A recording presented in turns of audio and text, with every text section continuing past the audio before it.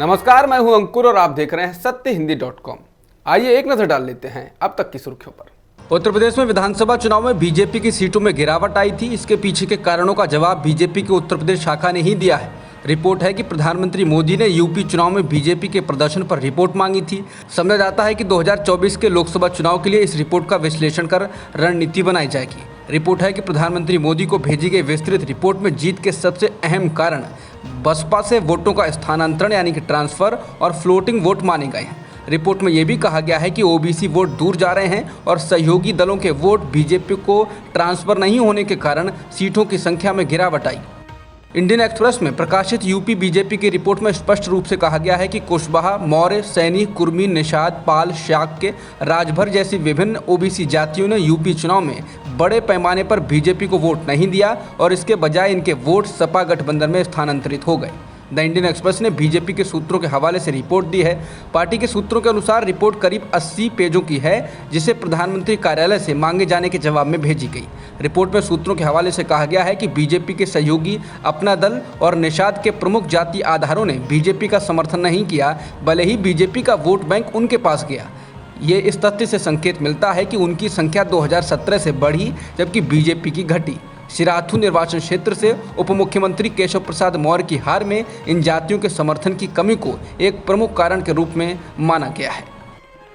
Supreme court ने शुक्रवार को आर्म फोर्सेस के 3 रिटायर्ड अधिकारियों द्वारा दायर उस याचिका पर विचार करने में सहमति जता दी, जिसमें 17 से 19 दिसंबर 2021 के बीच हरिद्वार और दिल्ली में आयोजित धर्म संसद धार्मिक आयोजनों में दिए गए कथित नफरत भरे भाषणों की एक नई विशेष जांच टीम यानी कि SIT द्वारा जांच की मांग की गई थी। जस्टिस AM खानविलकर और अभय S ओका की पीठ ने पहले से ही इस मामले में दायर जनहित याचिका के साथ इस याचिका को 9 मई के लिए पोस्ट कर दिया। इससे पहले वाली याचिका पत्रकार कुर्बान अली और वरिष्ठ अधिवक्ता अंजना प्रकाश द्वारा दायर की गई थी। इस याचिका में हेट स्पीच के खिलाफ इसी तरह की कार्रवाई की मांग की गई है। सुप्रीम कोर्ट ने शुक्रवार को दिल्ली पुलिस द्वारा दायर हलफनामे पर अपना असंतोष व्यक्त किया, जिसमें कहा गया था कि दिसंबर 2021 में दिल्ली में आयोजित हिंदू युवा वाहिनी की बैठक में सुदर्शन न्यूज टीवी के संपादक सुरेश चौहान के द्वारा दिए गए भाषण किसी विशेष समुदाय के खिलाफ हेट स्पीच नहीं थे।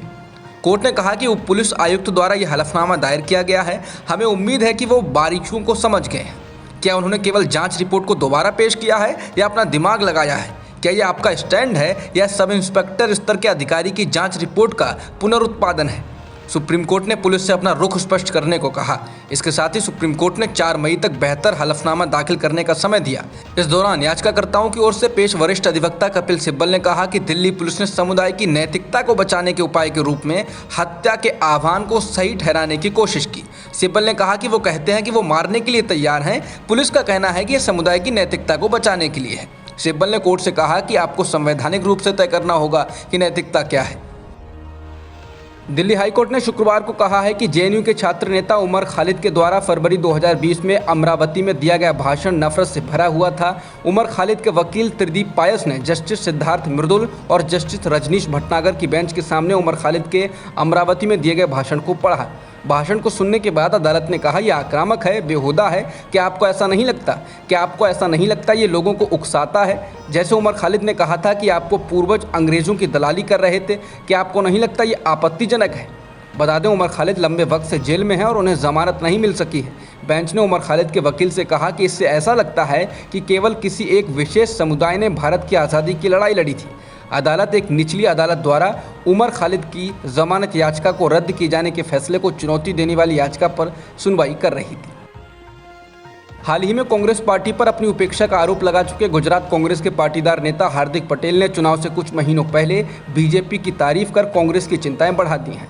हार्दिक पटेल ने माना कि कुछ चीज़ें बीजेपी की अच्छी हैं और हमें उनको स्वीकार करना चाहिए। उन्होंने कहा कि भाजपा ने राजनीतिक रूप से जो हालिया फैसले लिए हैं, हमें स्वीकार करना होगा कि उनके पास इस तरह के कदम उठाने की ताकत है।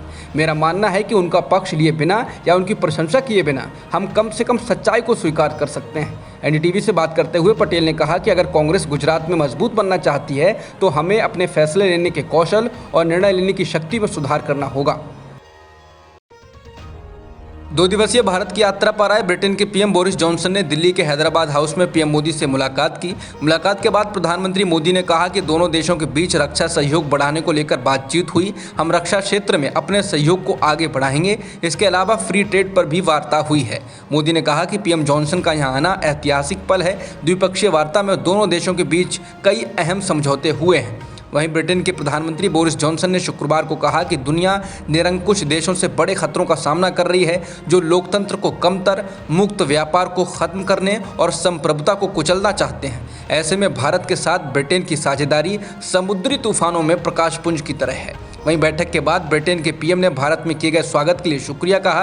उन्होंने कहा कि मैं पीएम मोदी और भारत के लोगों को भव्य स्वागत के लिए धन्यवाद देता हूं। मेरे आने पर मुझे सचिन तेंदुलकर जैसा महसूस हुआ और जब हर जगह होर्डिंग देखे तो अमिताभ बच्चन की तरह महसूस हुआ।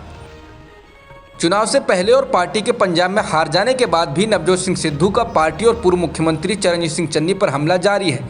अब सिद्धू ने हार की वजह बताते हुए चरणजीत सिंह चन्नी को राज्य में फैले माफिया राज के लिए जिम्मेदार बताया। सिद्धू ने कांग्रेस को लेकर कहा कि कांग्रेस को नवीनीकरण करना होगा। डंके की चोट पर कहूंगा कि कांग्रेस 5 साल के माफिया राज की वजह से हारी। मैं इस माफिया राज के खिलाफ लड़ता रहा। सिद्धू ने कहा ये लड़ाई सिस्टम के खिलाफ थी। कुछ लोगों का धंधा था जो राज्य को दीमक की तरह खा रहे थे। इसमें सीएम भी शामिल थे। बता दें, सिद्धू लगातार पार्टी पर हमलावर रहे हैं। वो पार्टी लाइन पर बोलते हुए नहीं दिखाई दिए हैं, जिसके बाद लोग सवाल उठा रहे हैं कि आखिरकार सिद्धू पर पार्टी कार्रवाई क्यों नहीं करती है। क्या उनको पार्टी के किसी शीर्ष नेता का इसके बावजूद भी संरक्षण प्राप्त है? महाराष्ट्र सरकार में मंत्री और एनसीपी नेता नवाब मलिक की जमानत याचिका सुप्रीम कोर्ट में खारिज हो गई है। मनी लॉन्ड्रिंग के आरोपों का सामना कर रहे मलिक की जमानत याचिका खारिज करते हुए सुप्रीम कोर्ट ने कहा, इस मामले में हस्तक्षेप करना अभी जल्दबाजी होगी। हम तय प्रक्रिया में अभी कोई दखल नहीं देंगे। आपको सक्षम अदालत में जाना चाहिए। चारा घोटाला मामले में राष्ट्रीय जनता दल के अध्यक्ष लालू प्रसाद यादव को बड़ी राहत मिली। डोरंडा कोषागार मामले में 5 साल की सजा पाए लालू यादव को झारखंड हाईकोर्ट से जमानत मिल गई। फिलहाल लालू इन दिनों दिल्ली स्थित एम्स में इलाज करा रहे हैं। लालू की यह जमानत 10 लाख के निजी मुचलके पर दी गई है। ये ताज़ा मामला पशुपालन घोटाले के डोरंडा ट्रेजेडी से अवैध निकासी का है, जिसमें उन्हें बीते फरवरी महीने में सजा सुनाई गई थी। अब तक की खबरों में इतना ही। बाकी खबरों के लिए बने रहिए सत्यहिंदी.com के साथ।